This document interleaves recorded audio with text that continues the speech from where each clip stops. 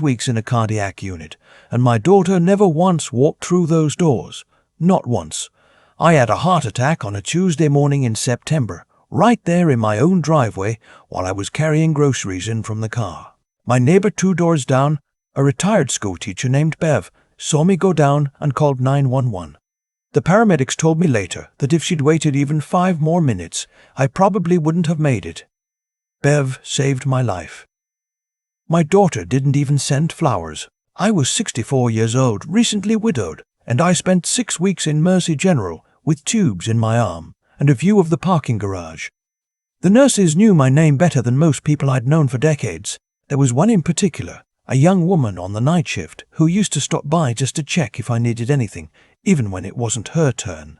I appreciated that more than I could say, because the one person I expected to show up, the one person I'd spent 30 years raising and providing for, was too busy.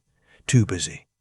That's what she told me when I called from my hospital bed on day 3. Too busy with work, with the kids, with the house. I told her it was okay. I told her I understood. Even as I said it, I knew I was lying to myself. The morning they discharged me, I had my phone in one hand and a plastic bag of my belongings in the other. I stood outside the main entrance and called her. 4 rings. Voicemail. I left a message, said I was being discharged, said I didn't have a ride, said maybe she could come get me if she had a minute. She texted back 20 minutes later while I was still standing on the sidewalk. Take a lift, Dad. I'll Venmo you for it. I didn't have the app on my phone and never set it up, and even if I had, she never sent the money. I sat down on a concrete bench near the entrance and counted what I had in my wallet. $63. I'd been in the hospital for 6 weeks and no one had thought to bring me cash or check my accounts or make sure I had anything at all. I watched the cars come and go. A man in his 50s helped his elderly mother into a minivan, buckling her in the way you'd buckle a child, carefully and without any impatience. A young couple walked out with a newborn baby. A teenager jogged up to the curb to meet his grandfather, grabbed the man's bag before he even had a chance to reach for it. I sat there for 2 hours. The October air was cool, that kind of crisp that feels clean if you're in a good mood and cuts right through you if you're not. I was in a grey flannel shirt I'd been wearing when they brought me in. No jacket. I hadn't thought to ask anyone to bring me a jacket. Hadn't thought anyone needed to be asked. I was staring at nothing in particular when someone sat down on the bench beside me. You waiting on someone? I looked over. A man, maybe 50 or so, in a dark green jacket and khakis, clean-shaven. Kind eyes, the sort that make you think the person behind them actually means what they say. I'm not sure, I said, which was the most honest answer I'd had for anyone in a long time. He nodded, like that made perfect sense. You just get discharged, this morning. He was quiet for a moment. Then, I think I know you. I looked at him more carefully. Nothing clicked. My memory for faces had never been great, and 6 weeks of hospital food and medication hadn't helped. You used to run the hardware store over on Clement Street, he said. Kowalski's. The name hit me somewhere behind the sternum. That was my father-in-law's store. I'd taken it over after he passed, run it for almost 20 years before my wife's illness forced me to sell. I did, I said slowly. He smiled, and it was a real one. The kind that reaches the edges of a person's face. You gave me a job when I was 17, summer before my senior year. I was in a bad spot, and you didn't ask a lot of questions. You just put me to work. I stared at him. 17. I'd hired a lot of kids over the years. The store had always been a place where neighborhood teenagers could get their first real paycheck. But something about the way he stood, the way he held himself, jogged something loose. You lived over on Marsh Avenue, I said. You used to come in before the store even opened because you took the early bus. He laughed quietly. That's me. Didn't have a car. Didn't have much of anything that summer. His name was Joel. I wouldn't have remembered that without prompting, but when he said it, it came back. Joel Ferris. The kid who'd shown up every single day without fail, who'd memorized where every product in the store was kept within the first 2 weeks, who'd fixed a broken display shelf one afternoon without being asked and hadn't said a word about it. "You went to college," I said. Not a question. I remembered now. He told me at the end of that summer, beaming, that he'd gotten in to start. Went to state, then law school at night while I worked during the day. It took a while. He looked out at the parking lot. "I'm a real estate attorney now. Have been for about 12 years. Something warm moved through me. It was an odd feeling after weeks of cold rooms and colder news. "I'm proud of you," I said. And I meant it completely. He looked at me the way people do when they're not used to being told that. A little surprised. A little moved. "I wouldn't have gotten there without that job," he said. "Not just the money. You talked to me like I was a person. You showed me what it looked like when a man ran something with integrity." He paused. "I've thought about that a lot over the years." I didn't know what to say. I'd never thought of myself as anything more than a man running a hardware store. "You need a ride somewhere?" he asked. I hesitated. Pride is a strange thing. It whispers at you even when you're sitting on a cold bench with nowhere to go. "I'd appreciate that," I finally said. He drove me home in a silver sedan that smelled faintly of coffee and leather. We talked, or I talked, and he listened, which is its own kind of generosity. I told him about my wife, Alma, who passed 18 months earlier from pancreatic cancer. I told him about the store, about selling it, about moving to the smaller house on the east side of town that was easier to manage on my own. I didn't tell him about my daughter. I wasn't ready for that yet. When we pulled onto my street, I felt it before I could explain it. Something wrong. The house looked abandoned. The lawn hadn't been cut in weeks, grass growing up past the porch steps. The curtains were all drawn. The mailbox at the curb was so overstuffed that several envelopes had fallen to the ground and sat there, damp from a recent rain. One of my flower pots had tipped over and spilled across the front walk. Alma had kept that garden. Joel pulled into the driveway and turned off the engine. Neither of us said anything for a moment. "How long were you in the hospital?" he asked carefully. 6 weeks. He didn't say what he was thinking. He didn't have to. I let us in with the spare key I kept in my wallet. The smell hit me the moment the door opened. Stale air, something rotten from the kitchen, the particular silence of a house that hasn't had a person in it for too long. I hit the light switch. Nothing. Power was off. Joel pulled out his phone and used the flashlight.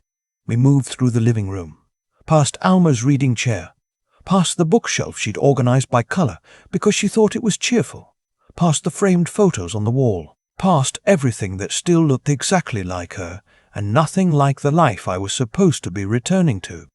In the kitchen, the refrigerator had been off long enough that I didn't open it. I could smell what was inside from 4 feet away. On the counter, a stack of unopened mail nearly a foot tall. I leafed through the top few envelopes. Electric bill, water bill, a notice from my bank. I picked up the bank notice. My hands went still. It was a confirmation of a wire transfer, $42,000, moved out of my savings account 23 days after I'd been admitted to the hospital. The receiving account was not one I recognized. I set the paper down. I picked it up again. I read it 3 more times. I hadn't authorized any wire transfer. Joel read my face before I showed him the letter. He held out his hand without speaking, and I gave it to him. He read it slowly, his jaw tight. "Do you have power of attorney set up with anyone?" he asked. "No, I kept meaning to, after Alma passed, but I never. Do you have a joint account with your daughter?" I thought about it. Years ago, when she'd first moved out, I'd added her to one of my checking accounts for emergencies. I'd never taken her off. I'd never had a reason to. Joel looked at me. "I think you need to see all of your statements, everything from the last 2 months.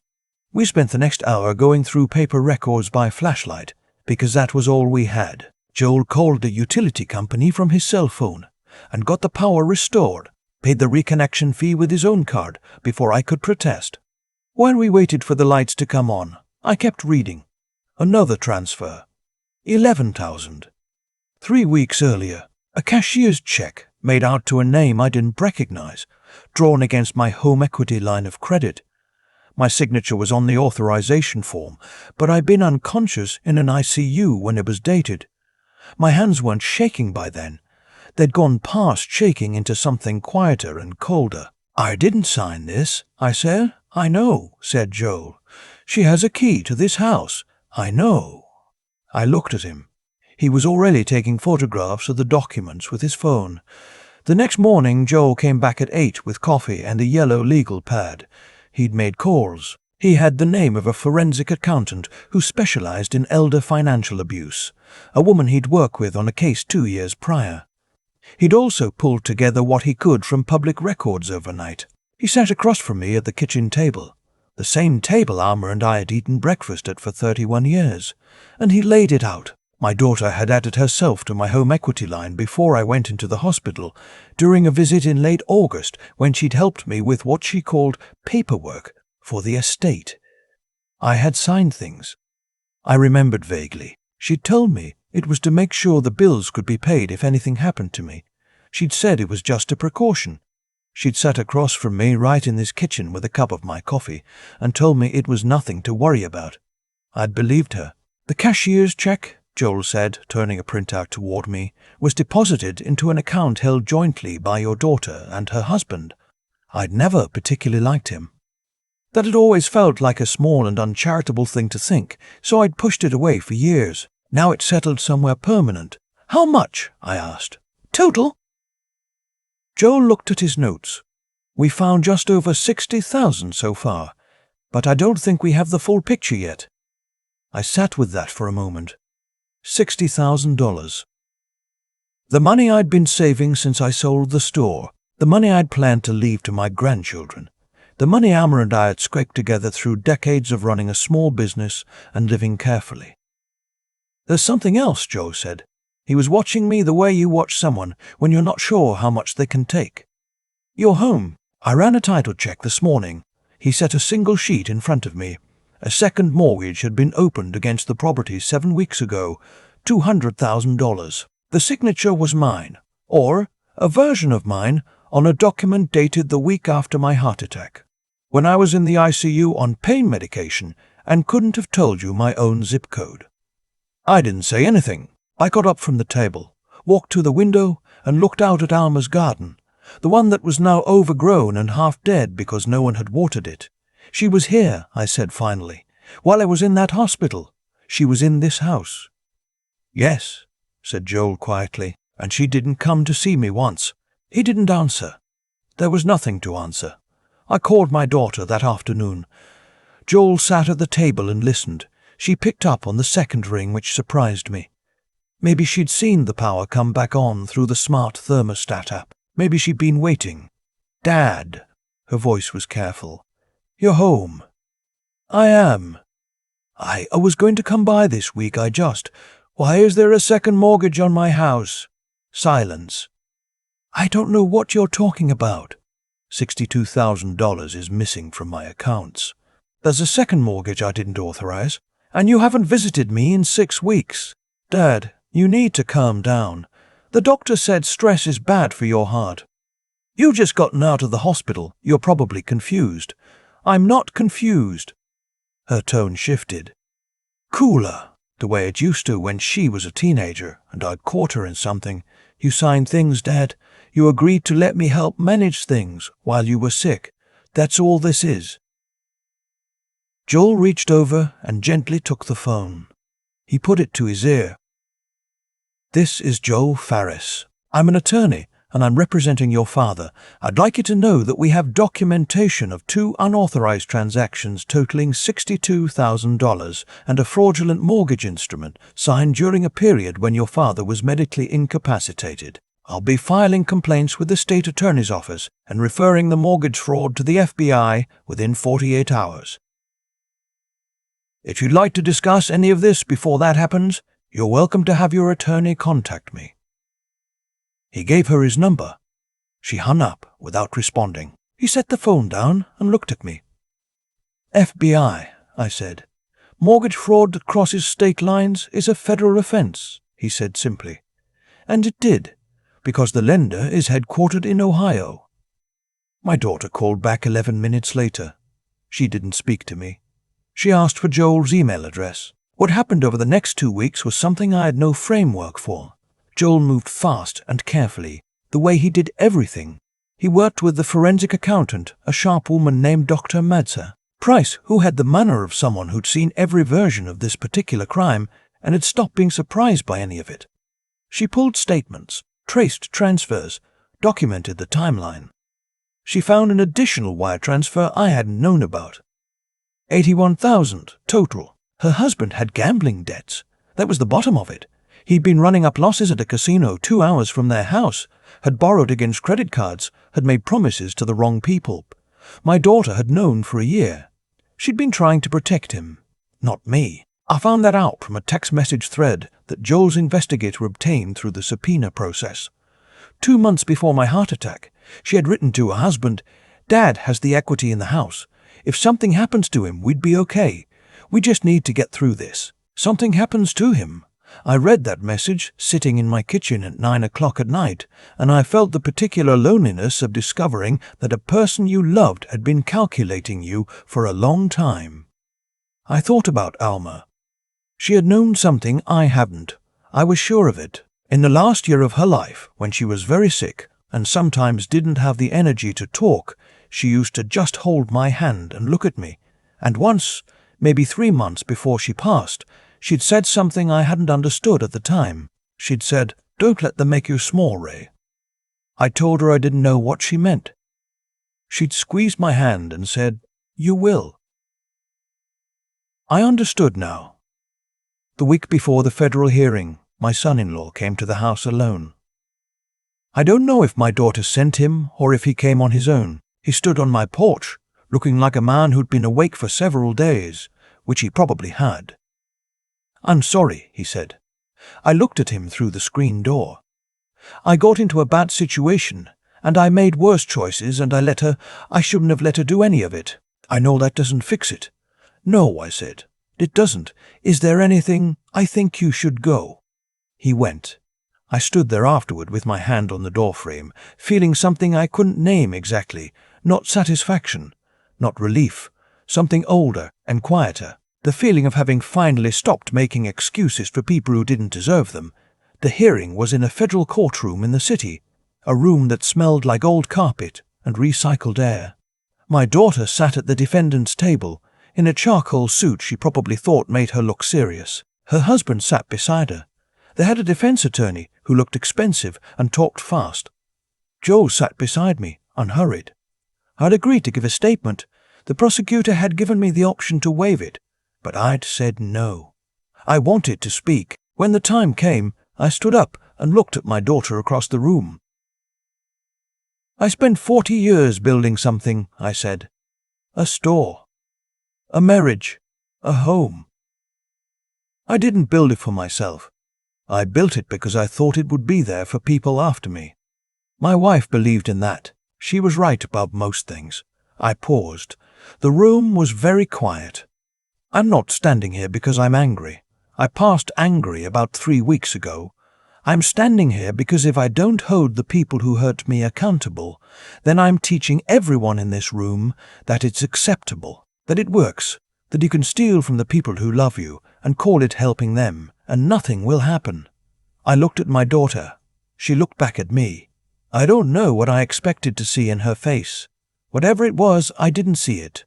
"I'm done protecting her from consequences," I said. "Her mother spent too many years doing that. I won't."